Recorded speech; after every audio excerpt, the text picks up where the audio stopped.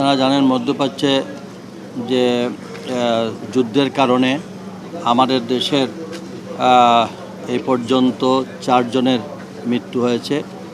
এর মধ্যে প্রথম যিনি মৃত্যুবরণ করেন তিনি আমাদের বড়লেখার বাসিন্দা। তাকে আমরা আজকে রিসিভ করলাম এবং প্রথম থেকেই আমাদের মাননীয় প্রধানমন্ত্রী জনাব তারেক রহমানের নির্দেশে আমরা পররাষ্ট্র মন্ত্রণালয়, আমাদের প্রবাসী কল্যাণ মন্ত্রণালয়, সিভিল এভিয়েশন, আমরা যৌথভাবে সমস্ত যে দেশের মধ্যপ্রাচ্যের বাহরাইন, সৌদি আরব, রিয়াদ, যেখানে ঘটনাগুলো ঘটতেছে, আমাদের কুয়েত, আরব আমিরাতে, আমাদের এই ঘটনার সঙ্গে সঙ্গে আমাদের প্রত্যেকটা ইউনিট একসঙ্গে কাজ করতেছে। আমরা এই পর্যন্ত যখনই আমরা শুনছি মৃত্যুবরণ হয়েছে তার সমস্ত প্রসেস করে আমরা আজকে আমরা এখানে নিয়ে আসছি এবং প্রবাসী কল্যাণ মন্ত্রণালয় পক্ষ থেকে আমাদের মাননীয় প্রধানমন্ত্রীর নির্দেশে আমি নিজে, আমাদের সিনিয়র সচিব এখানে উপস্থিত ডক্টর নিয়ামতুল্লাহ এবং আমাদের ডিজি ব্যারিস্টার সরওয়ার আলম এবং আমাদের বিভাগীয় কমিশনার, জেলা প্রশাসক, ডিআইজি, পুলিশ কমিশনার এবং আমাদের সংশ্লিষ্ট মন্ত্রণালয়ের সকল কর্মকর্তারা এবং ঢাকায় এই লাশ রিসিভ করেছেন আমাদের প্রতিমন্ত্রী। আমি বলেছিলাম তাকে ওইখানে থাকার জন্য, সে রিসিভ করেছে আমাদের সিনিয়র সামাও প্রতিমন্ত্রী বাংলাদেশ পররাষ্ট্র মন্ত্রণালয়ের, তারা সেখানে রিসিভ করেছেন। আমরা এখন পর্যন্ত আমাদের এই 4 জনের মৃত্যু, বাট একজন এখন পর্যন্ত আসছে, বাকি 2 জনের আপনারা জানেন গতকালকে 4 জন, এই পর্যন্ত 4 জন হয়েছে। আমরা পর্যায়ক্রমে তাদের আনা নেওয়ার বিষয়টা আমরা যখনই নিশ্চিত হব তখনই তাদের বাড়িতে আমরা তাদের আত্মীয় স্বজনের সঙ্গে পৌঁছে দেব এবং আমরা প্রতিনিয়ত আমাদের কনসুলেটের মাধ্যমে যোগাযোগ অব্যাহত রয়েছে। এমনকি আমাদের মাননীয় প্রধানমন্ত্রীর নির্দেশে ওইখানে যারা অসুস্থ আছে, যারা ইনজিওর্ড হয়েছে, তাদেরকে বিভিন্ন হাসপাতালে চিকিৎসাধীন রয়েছেন। আমরা এর জন্য আমাদের একটা হটলাইন আছে, আমাদের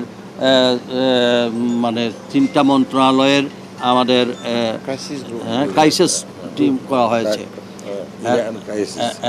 এবং আমরা এদের পরিবারের সঙ্গে আমরা অব্যাহত যোগাযোগ রাখছি। ইনশাআল্লাহ পরবর্তীতেও প্রবাসী কল্যাণ মন্ত্রণালয়, আমাদের পররাষ্ট্র মন্ত্রণালয়, আমাদের সিভিল এভিয়েশন, আমরা সবাই একযোগে আমরা আমাদের প্রবাসীদেরকে যতটুকু লজিস্টিক সাপোর্ট দেওয়ার সব কিছু আমরা অব্যাহত রাখবো ইনশাআল্লাহ।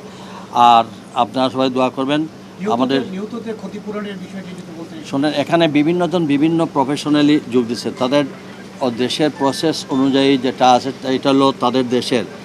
আমাদের তরফ থেকে আমরা এখনও আমরা অবশ্যই আমাদের তরফ থেকে আমাদের সাধ্যমতো আমরা তাদের সেই ব্যবস্থা নেওয়া হবে।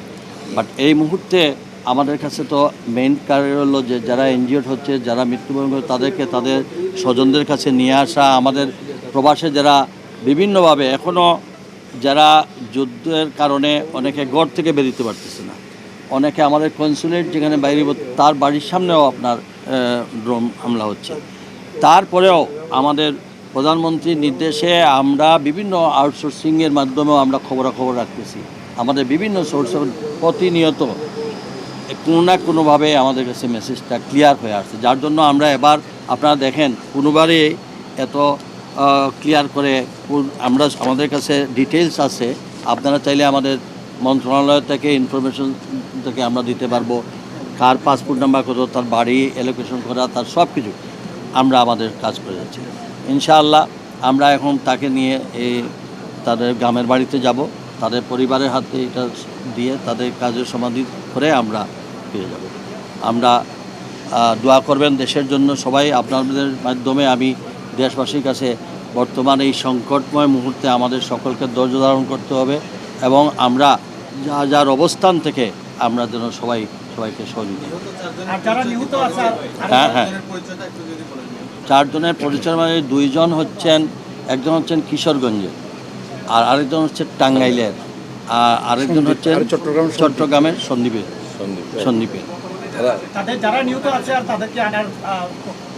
প্রক্রিয়া চলছে এখানে। বিদেশে তো তারা আর পোস্টমর্টম হয়, বিভিন্ন ধরনের প্রসেস শেষ করলে পরে তারা যখন আমাদের মিনিস্ট্রিকে দেবে তখনই আমরা সঙ্গে সঙ্গে নিয়ে আসবো। বাহরাইনের বিমান চলাচল বন্ধ, এই জন্য হ্যাঁ, আর বাহরাইনের বিমান জোটা বন্ধ। চলাচল বন্ধ। হ্যাঁ, বললেন দুইজন সৌদি আরবে, একজন বাহরাইনে, আর উনি তো আসছেন দুবাই থেকে, এই চারজন। একজন দুবাই, দুইজন বাহরাইন সৌদি সৌদি আরবে, আর একজন বাহরাইনে। আরব।